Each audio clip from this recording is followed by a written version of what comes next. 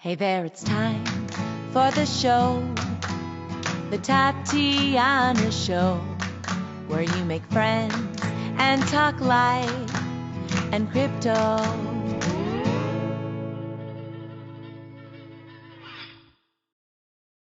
Hello, everybody, and welcome to the Tatiana Show. Today, we're going to be talking about mushrooms. Now, people think that's like, haha, mushroom, magic mushrooms, whatever. But there's actually some medicinal uses, and we're going to hear about it from some guys who actually want to decriminalize nature. I was introduced to them by Ben Tantrapunk. You may have seen him doing several episodes with me on proofoflovecast.com, so you can go check them out over there. But basically, I'm here with Larry and Carlos, and they're from Decriminalize Nature. They're going to give me a little bit of their background. And if you've been curious about what's been going on in the psychedelic space and also any other kind of, things that they're finding ways to ban, this is the episode for you. So thank you very much, guys, for joining me today on the Tatiana Show. Thank you for having us. Appreciate it. Great. Very good. So if you could both just go into your backgrounds a little bit. I mean, Carlos, I see you did quite a lot of different things in your past, including going to Ecuador. I'd love to make the trip down there. So yeah, if you could give me a little bit of your background, I'd love to hear it from each of you. Yeah, you're right. I've done a lot of different things. I'm a bit of a generalist, but also at a young age made the decision that I was going to live life like it was a journey, and just keep evolving and learning and engaging in different things. So I started out my entrance into this realm, advocacy work. I got my bachelor's in biology and anthropology, master's in environmental science. I lived with the Achuar, which is an indigenous group in Ecuador, for 3 months, just to kind of try to understand what it was to be indigenous in this world, what life was like. And then from there, I went into social justice organizing, environmental justice organizing, all with the intention of learning the tools to change the world, to make it a better place. Having grown up as an immigrant in the United States, child of immigrants, I saw some of the failures of this society in caring for its people and for the environment. And so it was important to me to try to understand how to gather the tools for social change, so to speak. So after my social justice and environmental justice organizing work, I started learning how to do political organizing. I worked for a council member. I did legislative work, political organizing, ran campaigns. And then in 2006, I went into the private sector and learned the world of building businesses, built mid-rises, had about 50 employees at one point, and now have downsized that to be a little bit more in slow mode. And then in 2018, October, I had a pretty wonderful mushroom journey that helped me heal some childhood trauma and personal matters that I'd been trying to heal for 30 years. And it all just happened very quickly. And I realized in that moment just how powerful these medicines were for personal healing and consciousness growth. And so then I became an advocate and realized this is what all the tool gathering was about, was to advocate for the decriminalization of nature. That brings me here today to you. Yeah, very cool. I want to hear a little bit more about what happened during this journey, but we can go back to that a little bit later. How about you, Larry? Hello. So I'm Larry.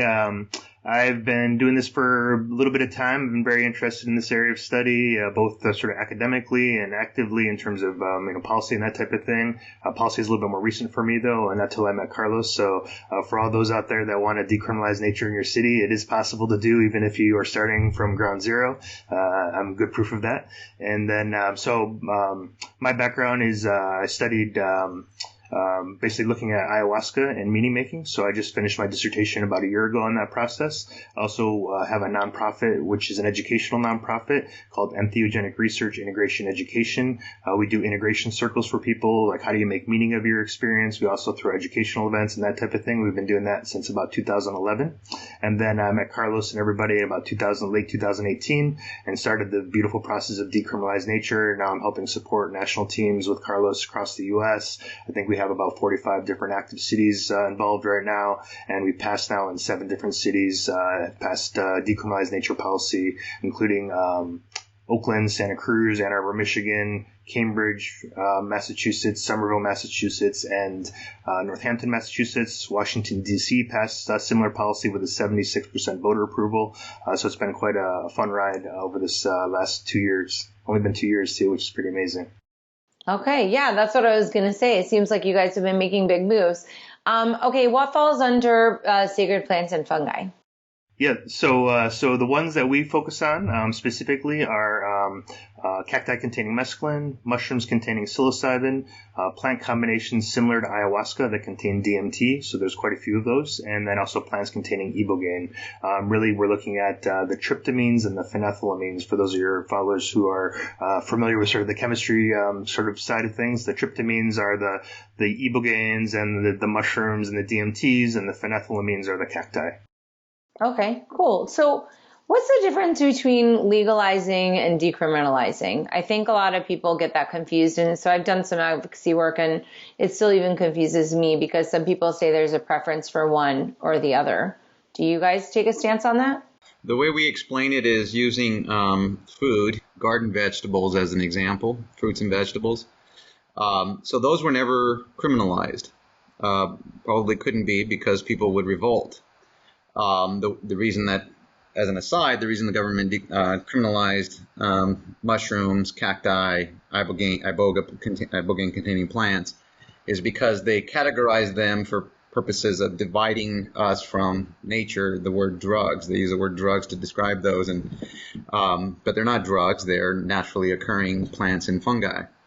We use food because it's very tangible for people when we explain that these are plants and fungi just like mushrooms that you might eat or food you might grow. And so the idea is to get rid of the criminalization of our ability to just grow these ourselves, to gather them, to use them.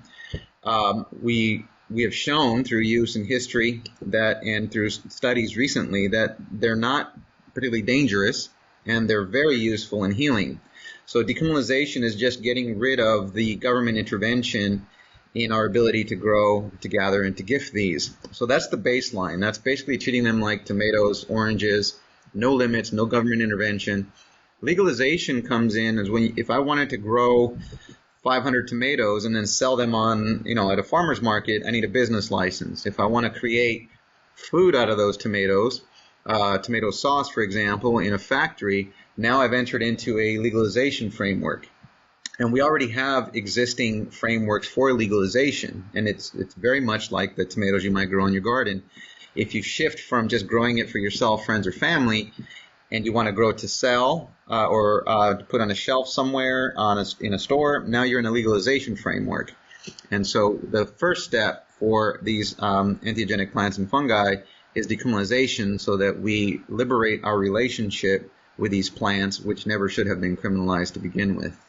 Okay. Do you think that this is only a religious issue? Because I think that, a lot of people might want to benefit from these plants, but the obvious thing would say, oh, well, these are, ritualistically used or something in some way.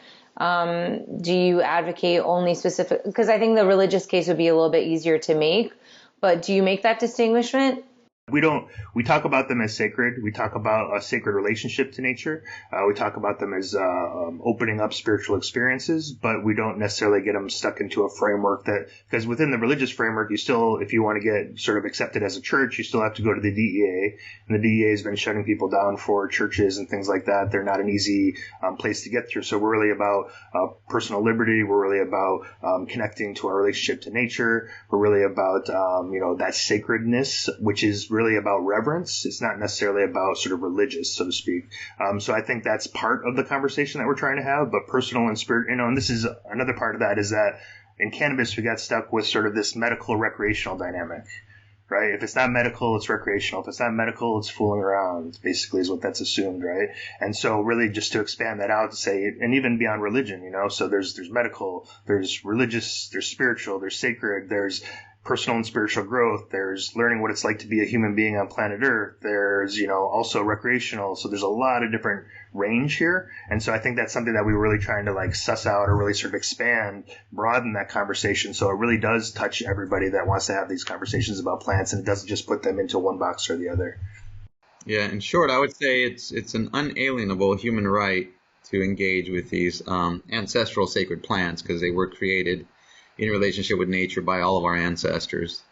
Cool. I like that. Do you consider this to be an international issue, or is this just a U.S. thing? Because trying to go against laws internationally seems like that would be a little bit too big of a scope. We have had a little bit of some folks in different countries reaching out, but the processes are there a little bit different. So we're on a bit of a learning curve when we go to some place like Ireland or England or, Chile or other places. We don't know what it's like necessarily to do that. So it takes us a little bit more to learn, can you present to the city council? Who are the people making the decisions? Do they have the ability to, work with resources? Who's in control of the police or the law enforcement in the area? That type of thing. Is it a federal or national government, or is it a more localized government? So those are some of the things that are a little bit trickier on the international level, but we have had a lot of outreach from countries all over the world that have saw what we're doing, have wanted to change policy in their country as well. Are there organizations that you've partnered with throughout the time that you've been around, and how do you interact with one another? At this point, we're largely building our own base, and it is an international base. It's, again, human rights movement. It's a spiritual movement. It's a reconnecting us with the sacred. If we look at what's happened to humanity over the last, particularly 500 years, as we've moved more and more towards Western models of that really engender isolation, separation from nature, separation from community, separation. It's commodification where humans are resources, and that's created a lot of desperation in humans, a sense of detachment.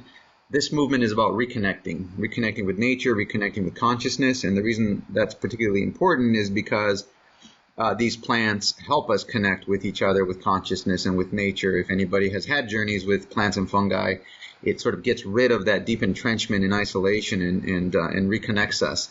So really, for us, it's been about spreading that message, and because that message resonates with people, because people are looking for solutions of reconnecting, we've grown very quickly, and our base has expanded very quickly. I think it's thrown some groups off, like Drug Policy Alliance has been wondering why are we having so much success. It's because we're not a policy organization. We're a human rights and a spiritual movement. And people are connecting with that very quickly. And even with council members and leaders, council leaders and elected leaders, we've had support of 53 out of 54 in terms of votes. And when we went in, we didn't have their support. But when we sit with them, we explain all of this to them. They say, yes, this makes total sense. And then in that way, we've converted 53 out of 54 leaders that we've talked to who had to vote on this issue, which is pretty tremendous if you think about it. Unprecedented success because of the nature of what we are.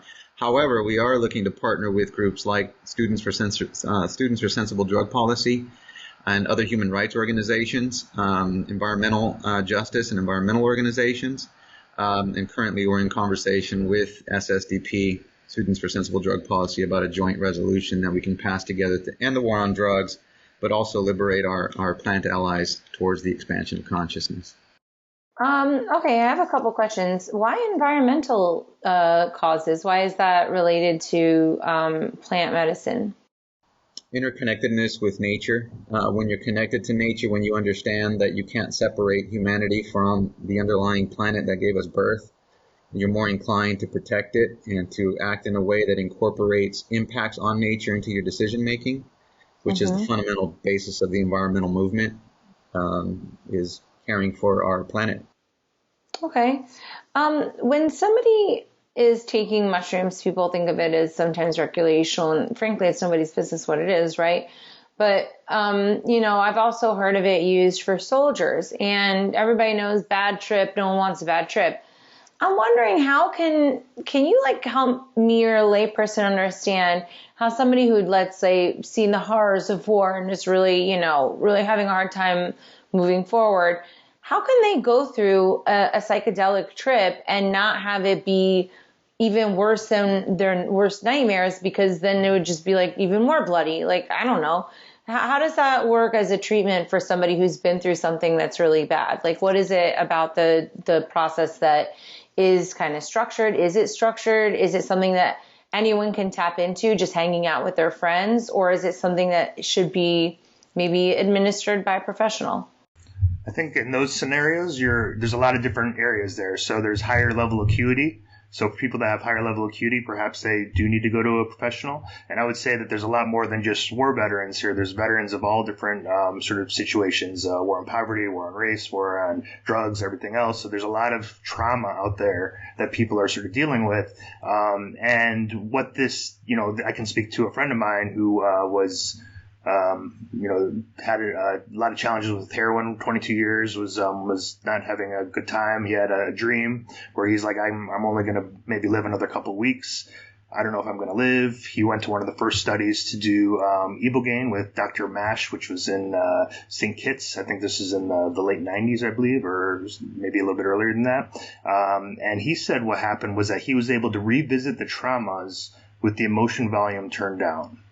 So yes, you might have to go and face some challenges. Yes, you might have to see the things that you don't want to see, but there is enough of a distance that you were able to actually grok it in a way, whereas before maybe it was just too much. Or another way, I hear a lot of people talk about is they're able to be in the perspective of the other person.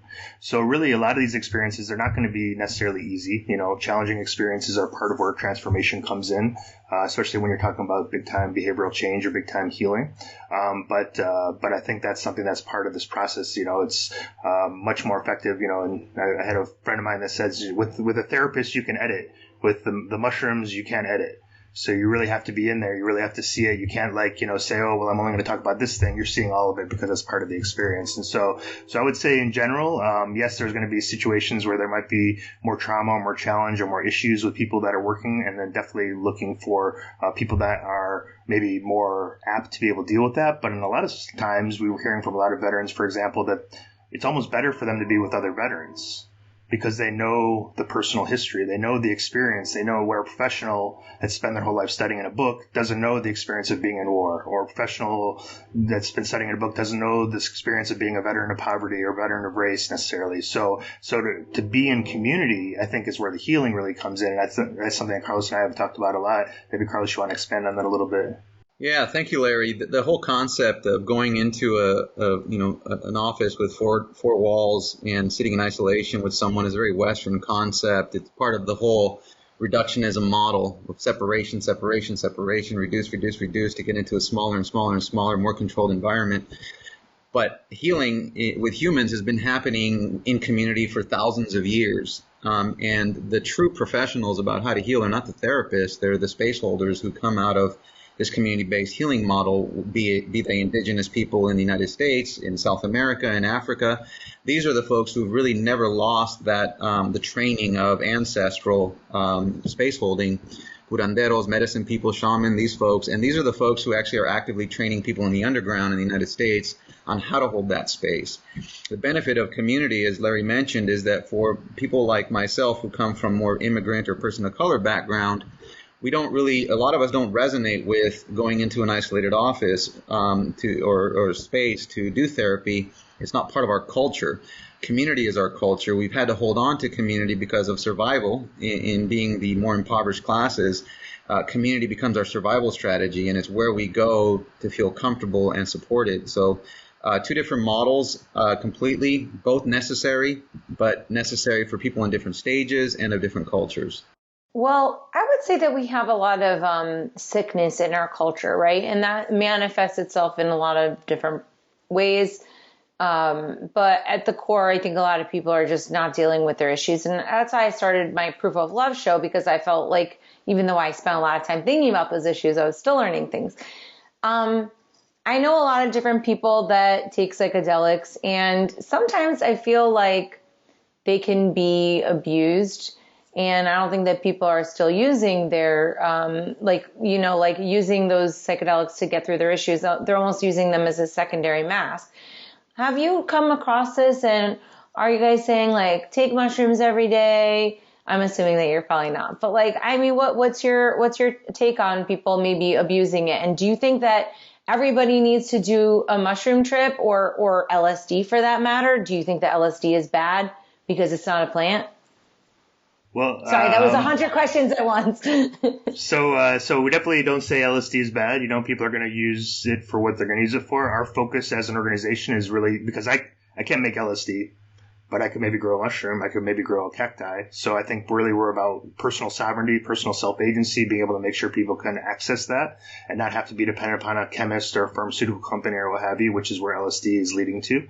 In terms of we definitely don't say do mushrooms every day, although there are people that talk about doing microdosing for things like, neuroregenerative stuff, or even, people that have cluster headaches, things like that. They're trying to work with that. That's not an everyday thing. When the cluster headaches hit, they kind of work with a more consistent regimen. But definitely, I wouldn't be doing that just because I think, your friends that are doing this all the time, I think, for me at least, there's a certain point in time where there's a message that comes in that's like, slow down, you need to rethink this. And that's what we do with our nonprofit, our educational nonprofit, is we really emphasize integration. Integration is how do you make meaning of that experience? Because if you go to do one experience and then you have another experience, you're going to learn or miss all the insights from that experience. You're going to miss out on what things did I learn, what things did I heal, what things was this all about. So to take that time, and that's something we really emphasize throughout the U.S. are actually helping to have people build local integration circles and things like that to come in community to kind of check in with what this experience is about, to make meaning of the experience before you jump into the next one. Because for me, if you don't do the homework assignments from your experience, this is like an ayahuasca experience, or you don't have it, really address some of the issues that come up, then the next journey you're going to be addressing that again. And now there might be also the difference between somebody going to a festival and having psychedelics and somebody closing their eyes and having an experience. Because when you close your eyes and have your experience, you're really going to be seeing the stuff. And that's a little bit harder, more challenging to work with. So at least people that I know that are doing that, they're not doing it so consistently where it's kind of overwhelming, or doing it all the time, going to festivals or partying, that type of thing, but really about an inner experience, really addressing some of those challenges that could be there, which is why they're doing that. And so I would say we don't definitely advocate for that. People are going to do what they're going to do. That's what is going to work for them. But I think in the long run, we're really trying to focus on making sure that people are getting the most of their experiences so that they don't have to do them consistently. And most of the people that I know that are doing bigger experiences aren't doing them a lot because they're like, I need a little break. That was intense, so yeah. The only thing I would add to that is the importance of reverence in going in. And I would tell my own loved ones, friends, my children, if they wanted to do plant medicine, I would say it's useful if you go in with reverence, because really what that means is you're going in with humility. And really what humility means is not listening to that voice in your own head, so that you're not just spinning into your own conversation, but allowing information to come in from wherever, deeper consciousness, the universe, wherever you think information comes in. It's all part of the meaning making that Larry's talking about. Is to just be open to that, and that's humility and reverence. So that's the important element that I think is universal if you want to heal from these. For myself, I don't do plant medicines in a big way anyway. I don't do deep journeys anymore because I feel like I've gotten what I needed from the half dozen journeys I've gone through in the last 2.5 years. I may revisit it in the future, but I feel very good with my life now. I've achieved what I needed to achieve. I'll occasionally microdose just to kind of reset some of the energy that I feel is getting off base. But to each their own journey. It's our own path. So, but reverence is important. Okay, what about old people? Old people are like, oh, these mushrooms, these kids are crazy. But maybe old people can benefit from it. What is that about? Are they just is there psychedelic use for elderly people or a plant medicine of any kind? Or is that just for the youngins? There's a lot of conversations out there about using it for end-of-life anxiety. So that is something that people are talking about. There's a lot of people who are trying it's not about curing the end of life. It's about, I'm afraid of the death process. So what does this look like? And so there's a lot of people in the elderly communities that are kind of looking at that. Obviously, as with anything that's going to give you a little bit of shock or surprise, you want to be cautious around people that have heart conditions or things like that. So there's definitely going to be, on the elder population, you want to be a little cautious. And I actually was talking to somebody the other day, which is interesting. This is about ketamine, not about psychedelics, but she was saying that she didn't actually know. So there's hospice and there's palliative care. and she works in hospice. And she says that she thought that hospice, and it was really interesting insight, that hospice was too late to have these experiences, because that moment is when they're preparing for dying. And if you have a total shift in paradigm when you're at like 4 days away from passing away, it's too much to grapple with. There's not a time for meaning making. So she was actually saying that hospice maybe was not the time to do it, but maybe palliative care, if this is this issue, or before then, might be a better time because of the potential transformations. You know, you spend your whole life doing this one thing, you have this insight through your experience that your whole life was, you know, kind of not the way you should have gone, and then you got to grapple with that while you're also trying to grapple with the death process. So I think that's something that is going to be coming out, you know, in the future, trying to figure out when exactly is a good time that allows enough time for people to really, because not only just like meaning making of their own life, but a lot of people are using this for healing relationships in their family. Like, okay, well, I'm getting to that point. I really got to heal some of these relationships with my family members. I'm going to have this experience. Oh, I see where, you know, I messed up, or I see where the problems were, or, you know, other things like that. And then they can go back to the family members and heal that stuff. And that sort of is more of a long-term generational thing, because now you're not just healing yourself, but you're healing your, you know, 7 generations forward and back, you know. Okay, cool. What do you think about salvia?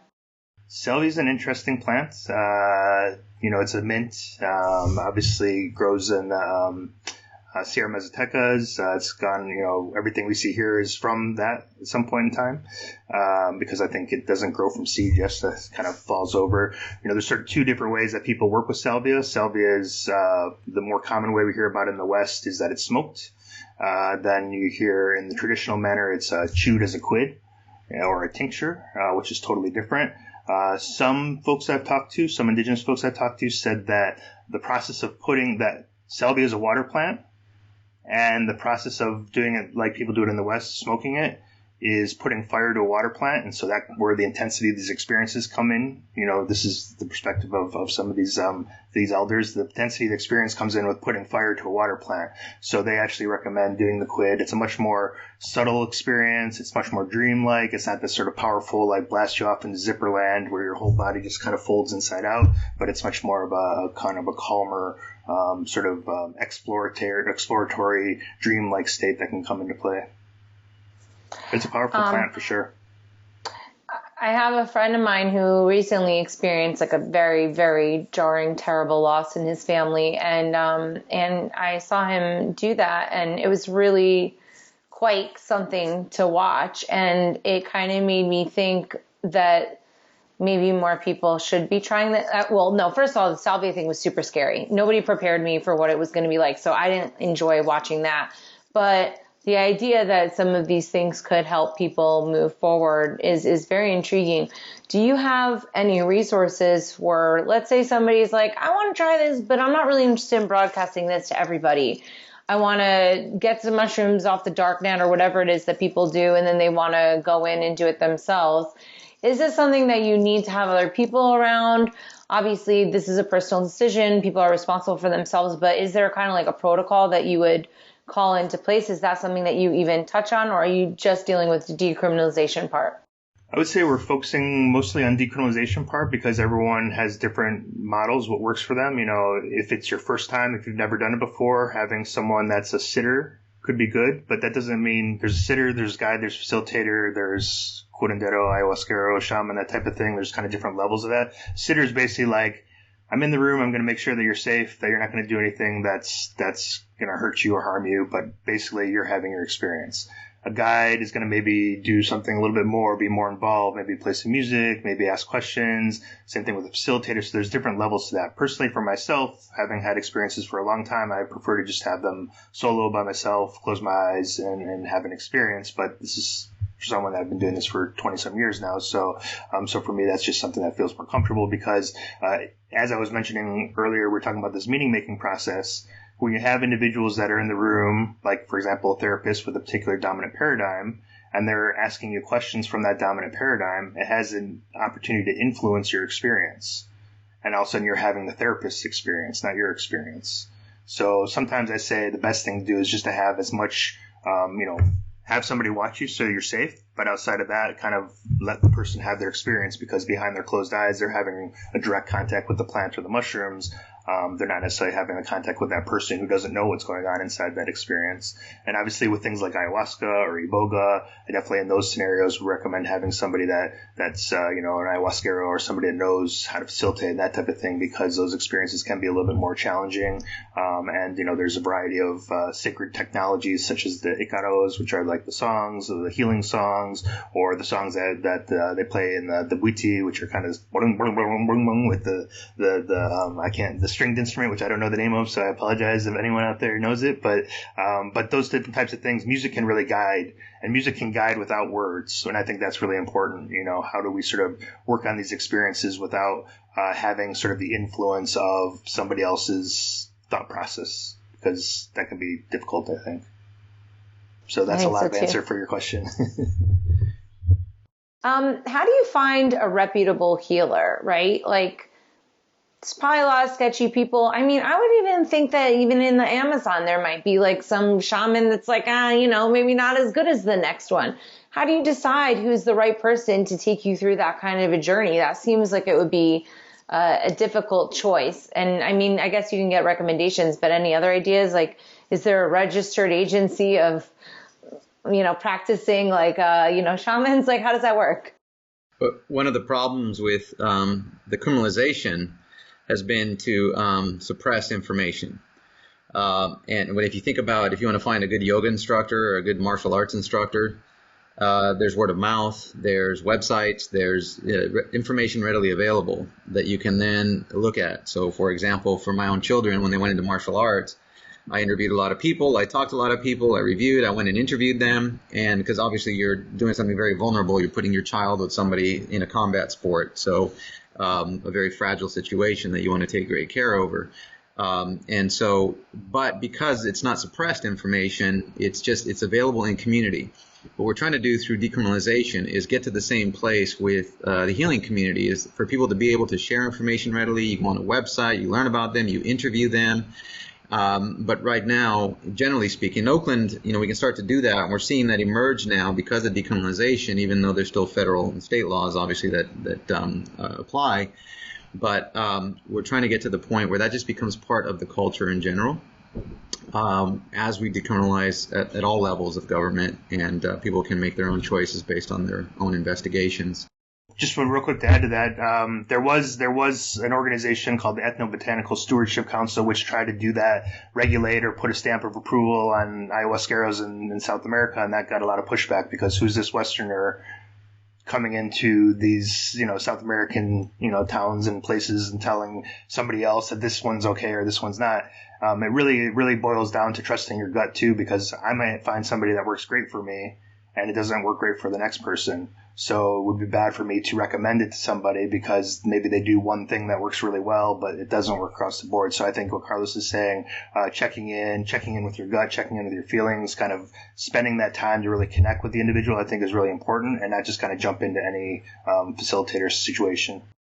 Do you think that there's an age where somebody should have a cutoff, like 13 or something? Is there something that you would consider as the cutoff age that you would want to see? Not necessarily on a, this is what you have to do by the law, but even, do you think that there is a general age that, in your personal opinion, that people should not do it beneath a certain age? I mean, if you had like an 11-year-old kid, like, would you say, okay, take some mushrooms? What if they were 15? Can they do them then? Is this an 18-year-old thing? But I think we have to consider the context, right? A lot of what we're doing here is trying to expand the consciousness in the Western framework, which is very fear-riddled. It's very command and control. But if you go back to like the Wixárika, which is the peyote culture of Mexico that is uninterrupted for 5,000 plus years, they're exposing children to peyote as part of just the general culture. They're drawing it in coloring books. They're talking about it. They're in ceremony. They're watching. Perhaps they'll even be given small amounts of peyote to familiarize themselves with it. And so it's really more a function of the culture you're in, similar to alcohol, right? You might expose your child to their first beer at 12 years old and you might give them, a little bit so that they can understand what it is. And so it's more, we'll figure that out, I think, when we liberate ourselves from the fear that's inherent in the war on drugs that has so much anxiety, people in such a state of anxiety that there's this tendency to say, what's the cutoff? But it's really going to evolve as part of our culture once we get past the command and control structure.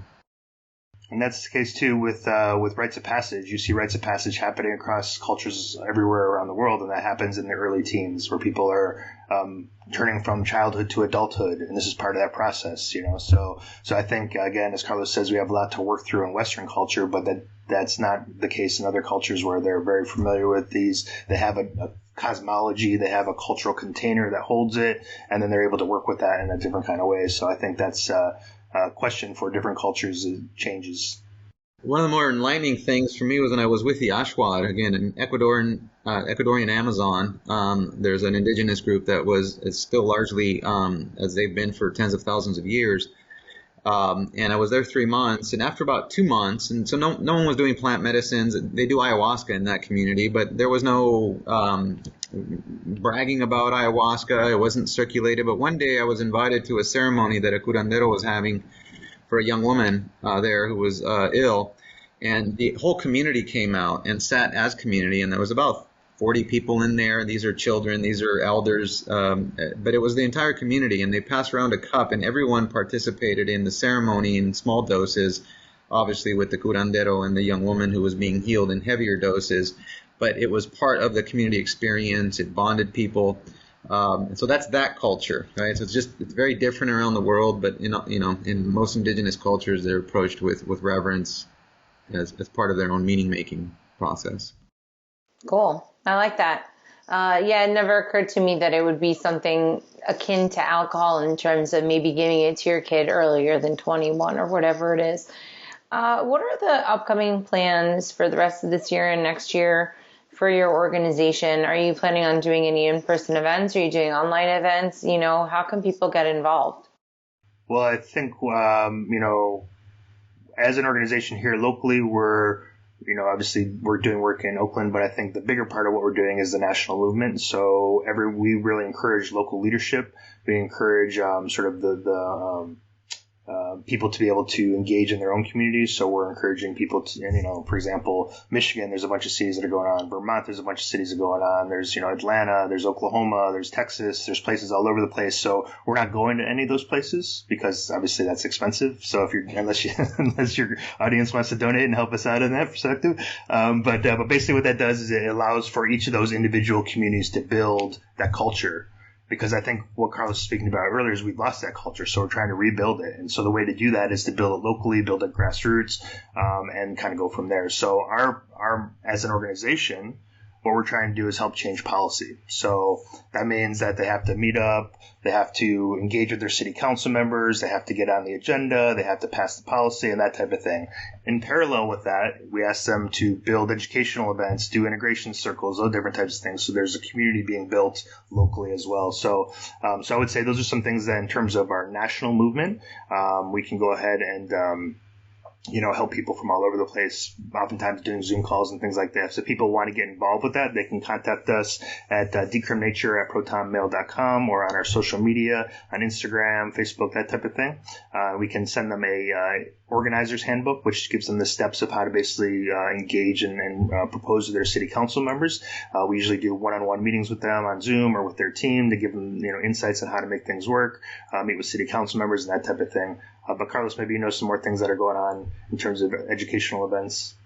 Yeah, well, I just wanted to add to that there's 3 fundamental principles to our process. One is decentralization, the second is transparency, and the third is open source. And these are all for purposes of expanding the movement where there's no head to the movement. We're decentralized, so we just support leadership that shares the ethos, and we've really seen some tremendous leaders emerge throughout the United States. So there's no head to this snake. There's multiple heads all over the place. So that's what really builds a movement. The second one is transparency. You got to keep the integrity of a movement. And so we're open book. You can go on our website. You can find our financial statements. And then the third is open source. If we find something that works, we share it. None of it is proprietary.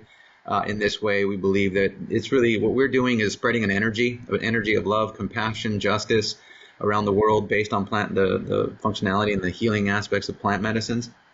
So that's core to who we are, and hopefully your audience appreciates that.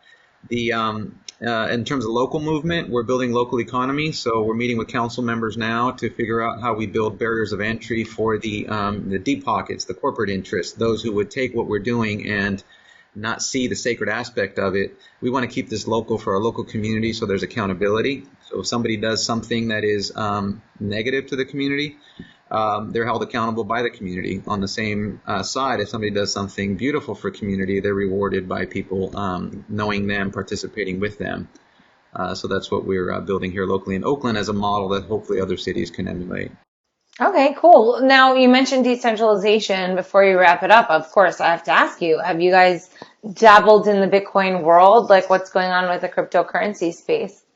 Yeah, we haven't dabbled yet, but we do now have a cryptocurrency link on our website. So if you'd like to donate, go to decriminalizenature.org. We do it through BitPay. So I know that there's a lot of different understandings of what's good or what's not in the crypto world. But if you just want to donate and help the cause, that's definitely a way to do it right now. And, I think everything helps right now. We have a lot of different things going on across the U.S. and even some state legislation happening. So every donation counts. Those guys, they sold me my first Bitcoins, the BitPay guys, at $11 so many years ago. So I'm happy to hear that they've been helping a lot of people accept crypto for a long time, OG style. So you guys are in good hands. One more time, the website is going to be in the links below. Are you guys on Twitter? Yes, on Twitter at Decriminature, and Facebook and Instagram is at Decriminalize Nature. Excellent. Very cool. Thank you so much, Larry and Carlos, for joining us today on the Tatiana Show. I want to come hang out with you guys. Please let me know when you're in Miami. I'm going to hit you up when I'm in California, and maybe we need to, so I'm doing some different events, and I wonder if there shouldn't be like this aspect added to a crypto event. Don't you think so? I don't know if y'all are traveling yet. Okay, I like that. Sign me up. Decrim Miami. All right. Thanks, guys, so much. We'll see you next time on the Tatiana Show. Bye. What's the point of all this technology without a little love in our lives? Our hosts, Tatiana Moroz and Lauren Kasovitz, have come together to bring you Proof of Love. Go to proofoflovecast.com. The Tatiana Show has been brought to you by CryptoMediaHub.com, a boutique marketing and PR agency for Bitcoin and beyond.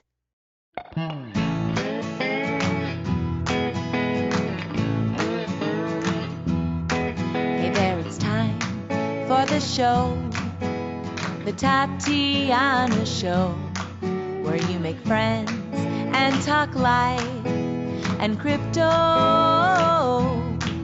We gotta think and reflect and use lots of intellect with our hearts when we work together. I know that it can be so hard out there, looking all around and saying that life ain't fair. So that is why we will fight and stay up late at night, listening to the Tatiana Show. Thank you for listening to the Tatiana Show. Please follow us on Twitter at Queen Tatiana or on Facebook and Instagram at Tatiana Moroz Music. More episodes can be found at thetatianashow.com, and make sure you leave a review on iTunes and tell your friends. You are listening to The Tatiana Show. This show may contain adult content, language, and humor and is intended for mature audiences. If that's not you, please stop listening. Nothing you hear on The Tatiana Show is intended as financial advice, legal advice, or really anything other than entertainment. Take everything you hear with a grain of salt. Oh, and if you're listening to us on an affiliate network, the ideas and views expressed on this show are not necessarily those of the network that you're listening on or of any sponsors or any affiliate products you may hear about on this show.